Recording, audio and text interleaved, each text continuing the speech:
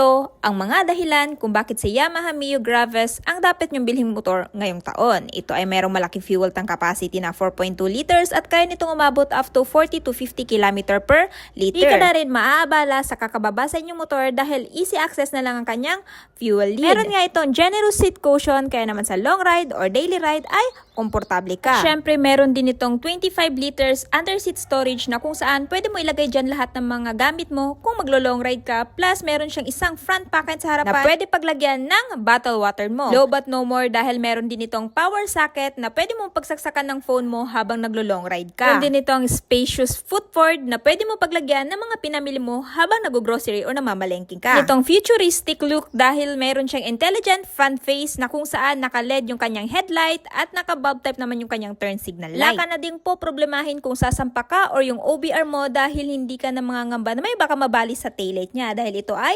naka-full assembly na. Syempre, ito rin ay naka-fully digital instrument panel na merong sporty appearance. May mga information dito kagaya ng fuel gauge, speedometer, odometer, trip, at battery health indicator. Pa rin ay naka-telescopic fork suspension sa harapan with single disc, single pot piston brake caliper na merong front tire size na 100 by 90 by 12 at tubeless na rin. Habang sa likuran naman ay naka-single shock absorber, drum brake at merong rear tire size na 110 by 90 by 12 at naka-tubeless rin. Ito pa rin ay equipped ng stop and start system na kung saan kung naka-activate to 3 to 5 seconds na hindi tumatakbo yung motor nyo, automatic mag-shut off yung makina. In that way, mas makakatipid kayo sa gasolina. Ito ay powered by 125cc, air-cooled, 4-stroke, single overhead cam, 2-valve at single cylinder. Ito ay may lakas na 7.0 kilowatts at 8,000 RPM and max torque of 9.5 Nm at 5,500 RPM. Usapang seat height naman tayo. Ito ay merong seat height na 780